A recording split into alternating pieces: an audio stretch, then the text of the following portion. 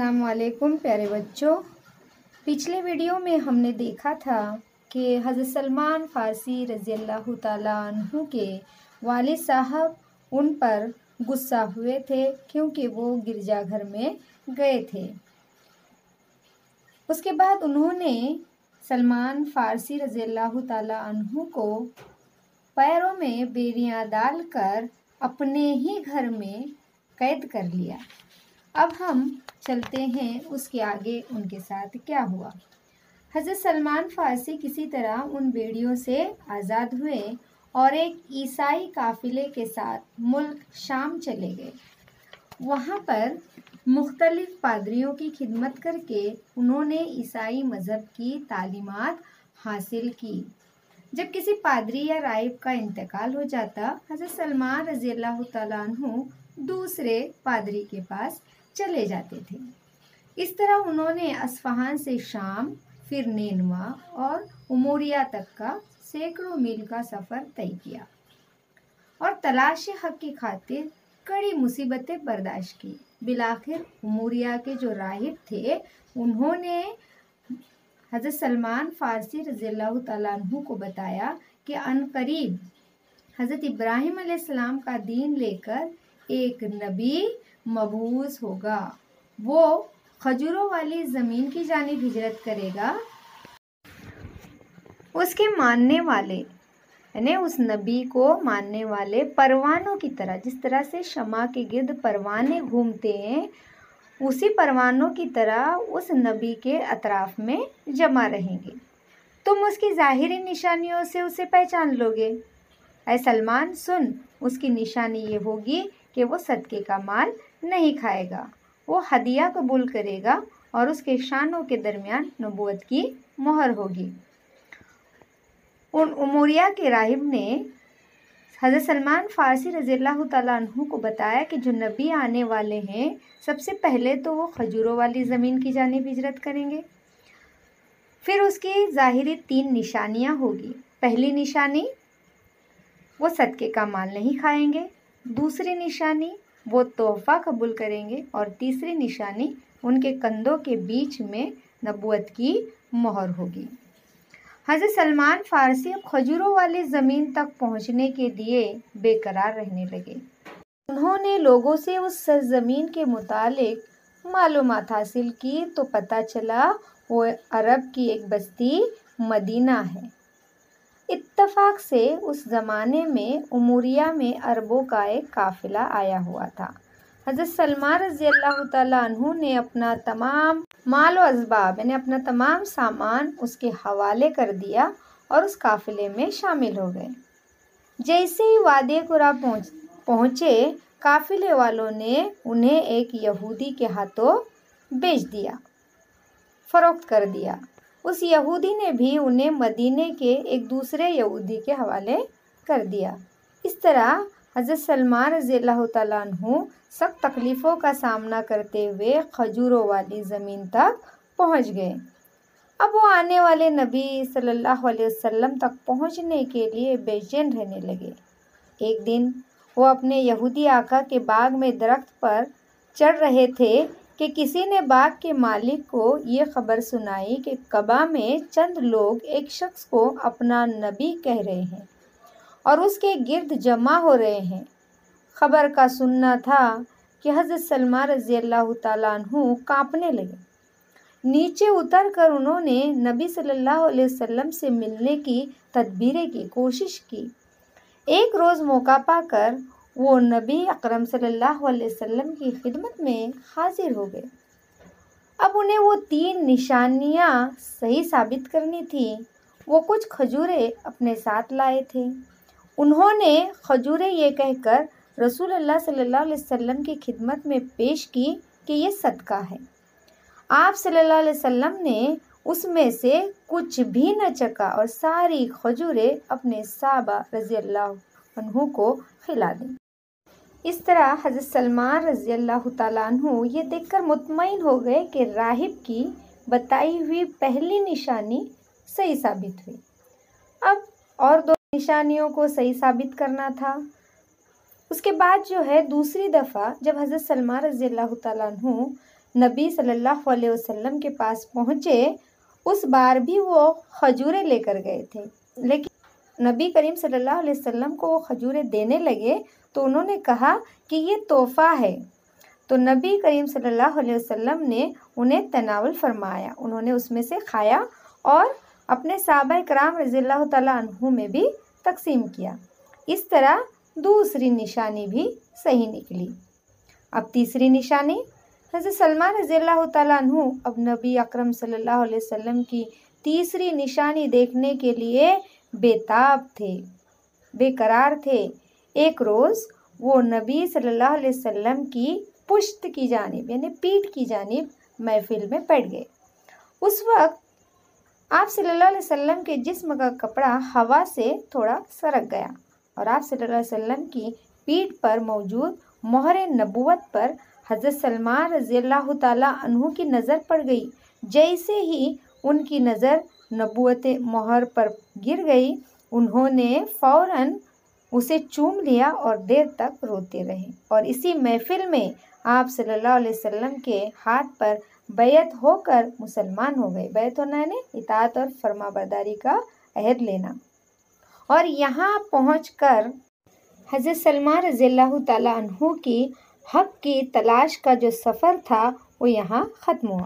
مسلمان ہونے کے بعد حضرت سلمان رضی اللہ تعالیٰ عنہ اب اہل مدینہ یعنی مدینہ والوں اور مہاجرین یعنی ہجرت کرنے والے ان کے بھائی بن کر رہ گئے۔ سب ان کی بہت قدر کرتے اور انہیں عزت کی نظر سے دیکھتے تھے۔ حضرت محمد صلی اللہ علیہ وسلم نے ایک صحابی جن کا نام ابو درداء تھا، ان کی اور حضرت سلمان رضی اللہ تعالیٰ عنہ ان دونوں کے درمیان رشتہ موقع یعنی بھائی بھائی کا رشتہ قائم کر دیا۔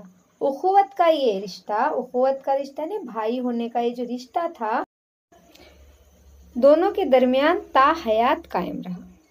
عبادتوں کی کثرت اور اہل خانہ سے غفلت جب حضرت ابو درداء کا معمول بن گیا، یعنی کثرت سے عبادت کرتے تھے اور اپنے بیوی بچوں کی طرف دھیان نہیں دیتے تھے، تب حضرت سلمان رضی اللہ تعالیٰ عنہ نے انہیں ٹوکا اور کہا کہ جہاں تم پر اللہ کے حقوق ہیں وہیں بیوی بچوں کے بھی حقوق ہیں۔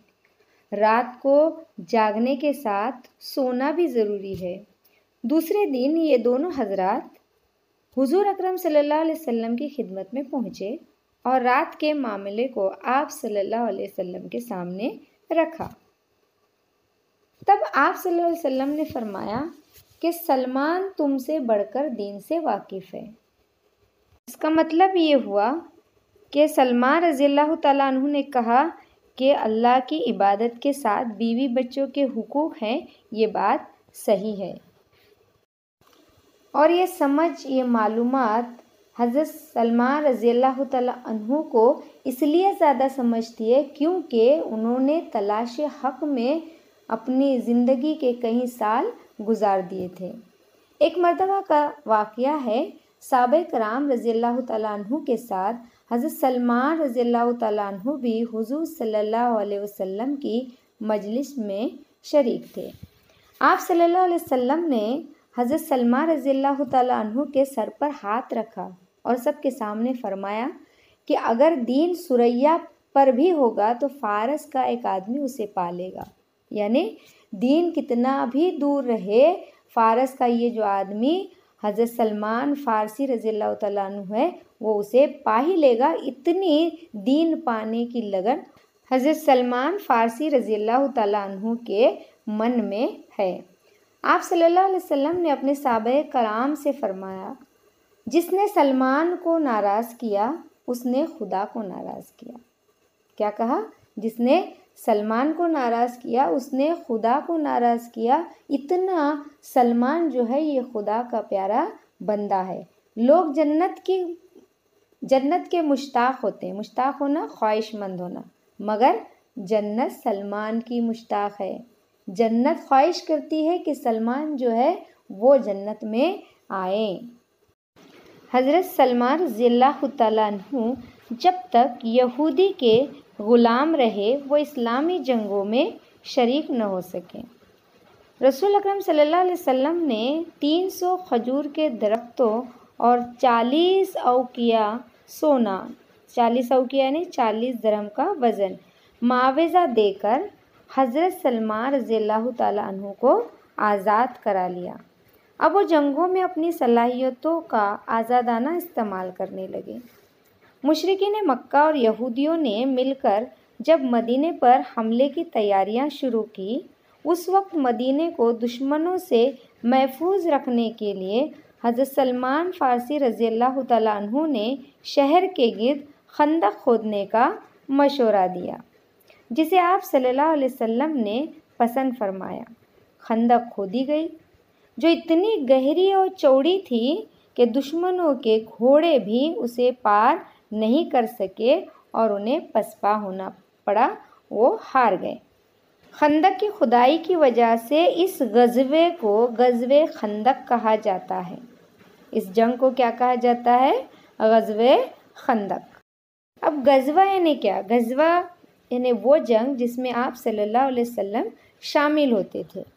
اس جنگ کے بعد حضرت سلمان رضی اللہ تعالیٰ عنہ مختلف جنگوں میں شریک ہوتے رہے۔ طائف کی جنگ میں ان کے امام یعنی اشارہ پر مسلمانوں کی جانب سے منجنک یعنی دور تک پتھر پھینکنے کا آلہ، اس کا استعمال ہوا۔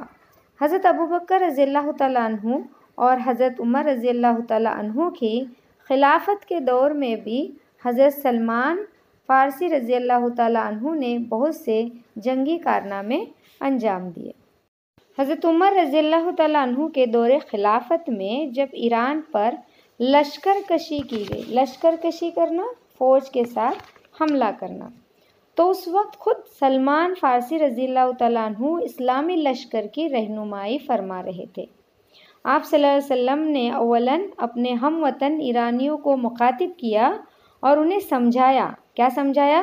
میں تمہیں میں سے ایک آدمی ہوں، میں تمہیں میں سے ایک آدمی ہوں، تم دیکھتے ہو کہ عرب میری کتنی عزت کرتے ہیں، اگر تم اسلام لے آؤ تو تمہارے لیے ویسے ہی حقوق ہوں گے جیسے ہمارے لیے ہیں، تم پر وہی احکام واجب ہوں گے جو ہم پر ہیں۔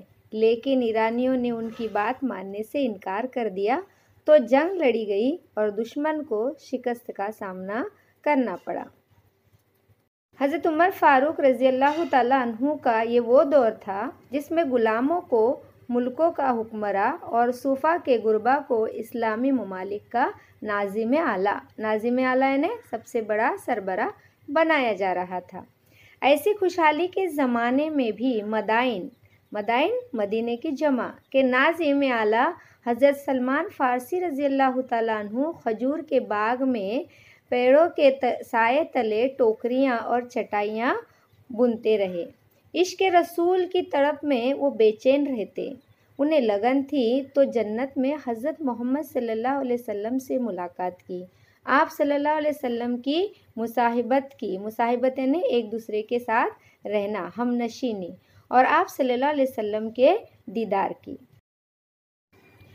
اسی فکر میں غلطاں یعنی پریشان، وہ زندگی کے ایام یوم کی جمع دن گزار رہے تھے۔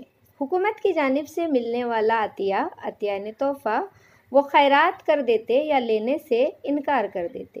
ان کی روزانہ کی آمدنی 3 درہم تھی۔ کتنے درہم تھی؟ 3 درہم تھی۔ 1 درہم میں وہ ٹوکریاں بنانے کے لیے کھجور کے پتے خریدتے، 1 درہم گھر میں خرچ کرتے اور 1 درہم خیرات کر دیتے تھے۔ یہی ان کے معمولات میں شامل تھا۔ اسی حالت میں حضرت سلمان رضی اللہ تعالیٰ عنہ کا دنیا سے رخصت ہونے کا وقت آ گیا۔ وہ سخت علیل تھے، علیل یعنی بیمار۔ جب حضرت سعد بن وقاص رضی اللہ تعالیٰ عنہ ان کی عیادت یعنی بیمار کی مزاج پرسی کرنا، عیادت کے لیے تشریف لائے تو انہیں دیکھ کر سلمان فارسی رضی اللہ تعالیٰ عنہ رونے لگے۔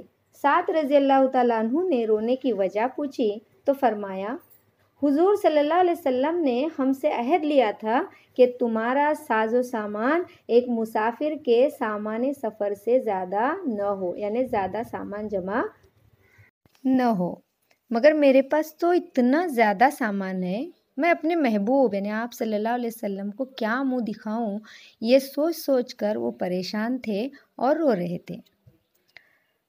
हज़रत साद रज़ियल्लाहु तआला अन्हु फरमाते हैं कि उस वक्त हज़रत सलमा रज़ियल्लाहु तआला अन्हु का कुल असासा यानी मिल्कियत एक बड़ा प्याला और एक तसला था, यानी तसला यानी परात।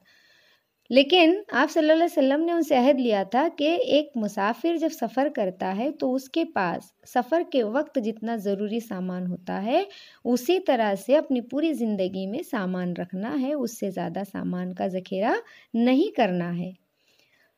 एक प्याला और एक तसला होने के बाद भी वो रो रहे थे कि मेरे पास बहुत सारा सामान है, आज हमारे पास कितना सामान होता है फिर भी वो हमें कम ही लगता है। ऐसी बड़ी शख्सियत यानी हज़रत सलमान फ़ारसी रज़ियल्लाहु तआला अन्हु सन 33 हिजरी में दुनिया से रुखसत हो गए, उनका इंतकाल हो गया। इंतकाल के वक्त उनकी उम्र 80 बरस थी। उनका मज़ार यानी कब्र जो है मदाइन यानी इराक़ में वाक़ है। देखा बच्चों आपने हमारे इस्लाम में कितनी बड़ी बड़ी शख्सियत हो गुज़री हैं, उनके कारनामे कैसे बड़े बड़े होते हैं। इस तरह से ये हमारा सबक यहीं पर इख्तिताम पजीर होता है। मिलते हैं नेक्स्ट वीडियो में, तब तक के लिए इजाज़त चाहती हूँ। अल्लाह हाफ़िज़।